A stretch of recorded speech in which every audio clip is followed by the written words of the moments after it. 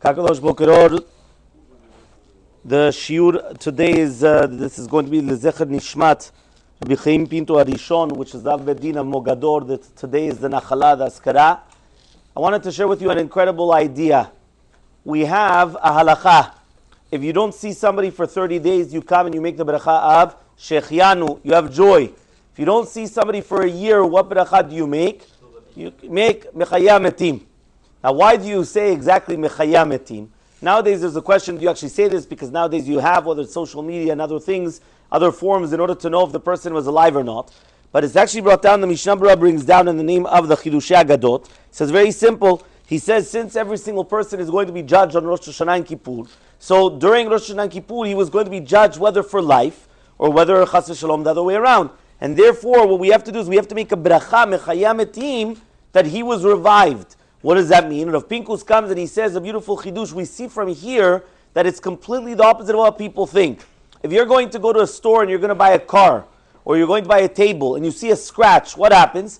You're not going to buy it. Why? You want the car, or you want the table, which is going to be 100% without any scratches, without any blemishes. If you already have it, so that's another thing. He says, HaKadosh Baruch Hu is creating the world mechadash every single year, and therefore we have to make sure that we don't have any blemishes, because that way it's a new car. So it's HaKadosh Baruch Hu starting a new world every single year, and therefore what we have to do is we have to prove ourselves to HaKadosh Baruch Hu. Now with this, we're going to understand a few halachot. Why? We know that on Erev Rosh Hashanah we're supposed to take haircuts, right? We're supposed to bathe ourselves, we're supposed to come in nice, clean, fresh clothing.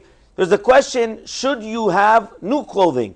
Should you put on new clothing on Rosh Hashanah? So I was asked this question, and I told them it was a machloket, and now we're going to try to explain why. But besides this, there's another question. Is there a mitzvah of Oneg on Rosh Hashanah? Mitzvah of Oneg Yom Tov. Is there a mitzvah that you should come and you should benefit, you should enjoy meat, wine? Is there such a mitzvah? So it is actually brought down that Ochlim v'shotim usmechim b'Rosh Hashanah. They were going to eat, drink, and we're going to be happy. Why? We say Tiku b'chodesh shofar B'kesel Yom Chagenu. It's a Chag. The Rambam says that the Rosh Hashanah is included in the mitzvot of Chag as well, which means we have to rejoice on Chag. So therefore we're going to rejoice. But we have a stira. Mitzad Sheni, we don't say Hallel on Rosh Hashanah. Why don't we say Hallel on Rosh Hashanah? Because Sifrei Chaim Umetim, right? Lefanecha Yom. If they're open, how are you going to come and you're going to say Hallel? So is it a day of joy or is it a day of not of joy? Right? So therefore, the rabbis actually say that this is actually with everything of Rosh Hashanah. We come and we take something so simple like the apple and we dip it into the honey. And we come and we try to make it sweet. Or we come and we have Tkiyat Shofar, that the Tru'ah is a cry, but the Tkiyah was actually something good. So you have the before and after, but then in the middle you have it. So it's like a double. So how does it work exactly? So the rabbis actually come like this. To do with the new clothing is actually going to be a machloket. The Matei Yehuda brings down, and it's also brought down, the Oneg B'Chokhmah of Rav Ben Naim. He comes and he says, you should not wear new clothing on Rosh Hashanah. Why? Just like you don't say Hallel on Rosh Hashanah, so therefore you shouldn't also wear new clothing on Rosh Hashanah. What? Your fear. You're afraid. We just said Mechaya Metim. A person's afraid of what's going on.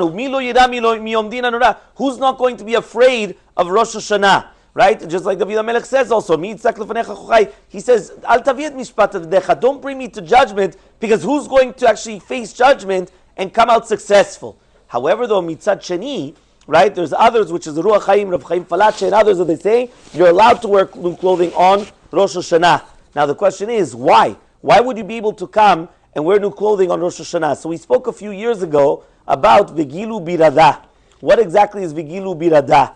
And this is what we're going to explain. Last night we actually had a shiur, and Rabbi Koskas beautifully said, he said that really there's two different judgments. One is for the people that are judged, the ones that don't come, and the people that are coming, that are part of the team of HaKadosh Baruch Hu, so they're not judged, so they don't have to be afraid. However, though, here, the way that we're going to explain is as follows. Really, be'emet, it's both. And that's the pshat, vegilu birada. Gila is simcha. Re'ada is that you're fearful, you're afraid. So how do these go together? And the answer is, at the beginning of Rosh Hashanah, we're afraid. Why are we afraid? Because we know who's going to actually stand judgment. It's impossible. Nobody could stand judgment. If David HaMelech is so afraid of judgment, what are we going to say?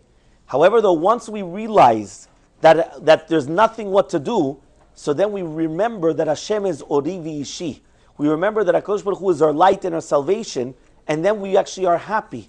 Because we know that HaKadosh Baruch Hu, we know He's going to judge us favorably. Because at the end of the day, even though you're right, mitzad the mishpat, we're afraid, we're trembling, we can't do anything. But mitzad sheni, who's the judge? And the judge is our Father. And once the judge is our Father, now we're going to be more calm. And therefore we actually have both aspects on Rosh Hashanah. On Rosh Hashanah we're always going to have the aspect of fear, but we're also going to have the aspect of simcha. And that in essence is going to explain a lot of the halachot, whether it's going to be that now you understood the machloket, whether you do wear new clothing or not wear new clothing, or whether it's going to be that you have simcha on Yom Tov, right? Whether it's going to be b'basar v'yayin, or the different halachot, because again, what we're trying to understand is at the beginning we are afraid, but then afterwards we're actually happy and we're going to rejoice, because we know that HaKadosh Baruch Hu is going to judge us favorably.